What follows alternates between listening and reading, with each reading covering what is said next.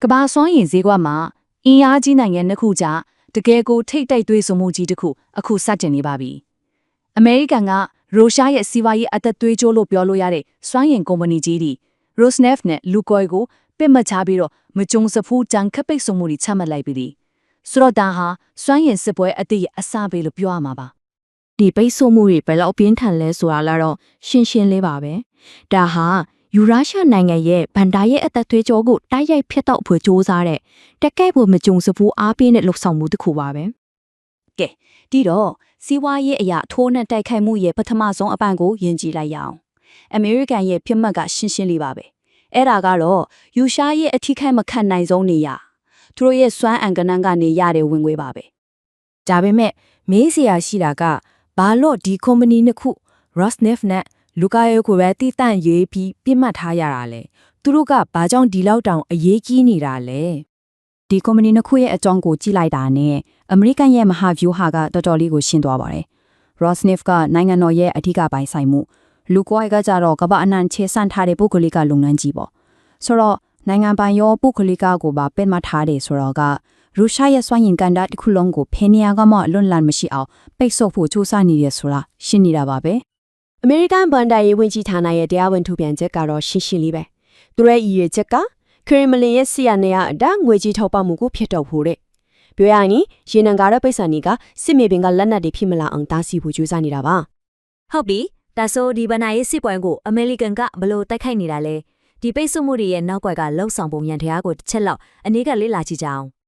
ဒီပိတ်ဆို့မှုတွေကပတ်ပေါင်းဆောင်ကနေလာတာပါအဓိက၄ချက်ရှိရယ်ပထမဆုံးကတော့ငွေပေးငွေယူလုံးဝလုပ်လို့မရအောင်ပိတ်တာဒုတိယကတော့ကဘာတစ်ဝက်မှာရှိတဲ့သူတို့ရဲ့ပိုင်ဆိုင်မှုတွေကိုထိန်းချုပ်တာတတိယကတော့ကုမ္ပဏီရဲ့အဓိကခေါင်းဆောင်တွေကိုအမီးပတ်စာရင်းသွင်းတာပေါ့နောက်ဆုံးတစ်ချက်ကတော့ရေနံတင်ပို့တဲ့တင်ပေါ်တွေနဲ့အာမခံမောင်ကနေအထိထောက်ပံ့ရေးခွင့်ဆက်တစ်ခုလုံးကိုဖြစ်မှတ်ထားတာပါပဲဒါဟာစီးပွားရေးအရာလုံးဝကိုဝိုင်းပိတ်လိုက်တာနဲ့အတူတူပါပဲဆိုတော့နောက်ဆုံးပန်းနိုင်ကတော့ရှင်းပါတယ်ယူရှားကိုကမ္ဘာစီးပွားရေးစနစ်ကနေလုံးဝကိုအထီးကျန်ဖွတ်သွားအောင်သူတို့ရဲ့ထောက်ပံ့ရေးကွင်းဆက်တစ်ခုလုံးကိုဖျက်တောက်ဖို့ပါပဲကဲအမေရိကန်ဘက်ကဒီလိုလို့တော့ယူရှားကတော့ဘယ်လိုတုံးပြန်လဲဒါကိုစက်ကြည့်ရအောင်သူတို့ရဲ့တုံ့ပြန်မှုကရုတ်တရက်လို့တာမျိုးမဟုတ်ပဲရေရှည်စီမံကိန်းတစ်ခုရဲ့အစိပ်ပိုက်အဖြစ်ကြိုတင်ပြင်ဆင်ထားတာတွေရှိနေပါတယ်ရုရှားရဲ့တံပြန်မဟာဗျူဟာမှာအဓိကကျဆုံးတစ်ခုကတော့ de-dollarization လို့ခေါ်တဲ့ဒေါ်လာကိုမိခိုမှု short ချရေးမူဝါဒပါပဲဒါဟာသူတို့ရဲ့စီးပွားရေးကိုအမေရိကန်ရဲ့ဒဏ်ခတ်ပိတ်ဆို့မှုတွေနဲ့ကာကွယ်ဖို့အတွက်အဓိကလက်နက်တစ်ခုဖြစ်လာခဲ့ပါတယ် IMF ရဲ့ကိန်းဂဏန်းတွေကိုကြည့်လိုက်ရင်ရုရှားရဲ့ဒီမဟာဗျူဟာဟာတော်တော်လေးအလုပ်ဖြစ်နေတာကိုတွေ့ရပါမယ်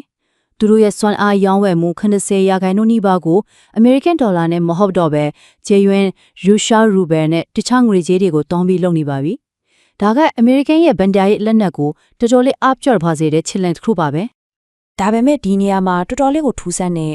မထင်မှတ်ထားတဲ့အကျိုးဆက်တစ်ခုရှိနေပြန်ပါတယ်။အမေရိကန်ကရေနံထောက်ပံ့မှုကိုပိတ်ဆို့လိုက်တော့ကမ္ဘာဈေးကွက်မှာရေနံဈေးတွေကမြင့်တက်လာတော့အဲ့တော့ဖြစ်နေတာကရုရှားကရေနံအရင်ကထက်နည်းနည်းပဲရောင်းရရင်တောင်တစီချင်းစီအတွက်ဝင်ငွေပိုရနိုင်တဲ့အခြေအနေမျိုးဖြစ်သွားစေတာပါပဲအခုဒီကိစ္စရဲ့ကဘာလုံးဆိုင်ရာအကျိုးဆက်တွေကိုပိုပြီးကြဲကြဲပြန့်ပြန့်ကြည့်ရအောင်ဘာလို့လဲဆိုတော့ဒါဟာနိုင်ငံနဲ့နိုင်ငံခြားကပြဿနာသက်မဟုတ်တော့လို့ပါပဲဒီကရက်ကတကဘာလုံးကိုရိုက်ခတ်နေတာပါဒီပိတ်ဆို့မှုတွေရဲ့အကျိုးဆက်တွေကအချိန်နဲ့အမျှပြောင်းလဲသွားပါတယ်ရေတိုမှာဆိုရင်ရေနံဈေးတွေချက်ချင်းထိုးတက်တယ်ယင်းနှမြနန်တူတွေကရွှေလိုမျိုးစိတ်ချရတဲ့နေရာတွေကိုပြောင်းကြတယ်ရေလက်ကာလာမှာတော့ဥရောပနိုင်ငံတွေက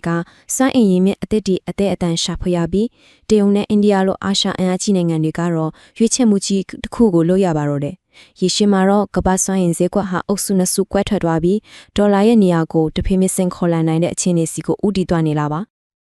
အဓိကပြောချင်တဲ့အချက်ကတော့ရှင်းပါတယ်ပထဝီနိုင်ငံရေးဆိုင်ရာမတည်ငြိမ်မှုတွေဟာအခုဆိုရင်စွမ်းအင်ဈေးနှုန်းရဲ့အခြေခံဥစ္စာတစ်ခုဖြစ်လာပါပြီ။ဒါကြောင့်စွမ်းအင်ဈေးတွေဟာအရင်ကလိုနှိမ့်ကျတဲ့အဆင့်ကိုဘယ်တော့မှပြန်ရောက်ဖို့မလွယ်တော့ဘူးဆိုတာပါပဲ။ကဲနောက်အဆုံးအပိုင်းအနေနဲ့ကကမ္ဘာနိုင်ငံရေးမှာစွမ်းအင်ကိုဘယ်လိုရှုမြင်ပြီးအသုံးချလာကြသလဲဆိုတဲ့အခြေခံကြတဲ့အပြောင်းလဲရေးကိုအဓိကထားပြီးပြောပြသွားပါမယ်။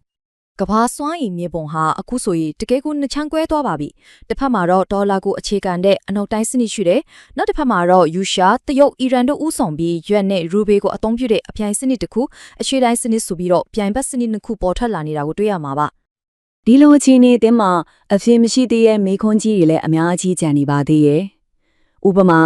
ရုရှားဘက်ကဘယ်လိုနည်းလမ်းတွေနဲ့တိတိကျကျတုံ့ပြန်အောင်မလဲ။အမေရိကန်ရဲ့မဟာမိတ်တွေကတော့ဒီပိတ်ဆို့မှုတွေမှာအပြည့်အဝပူးပေါင်းပါဝင်ပါမလား။ဒါတွေကတော့ကမ္ဘာခေါင်းဆောင်တွေနဲ့ဈေးကွက်လစ်လာသူတွေအပြေရှာနေရတဲ့အဓိကမိခွန်းတွေပါပဲ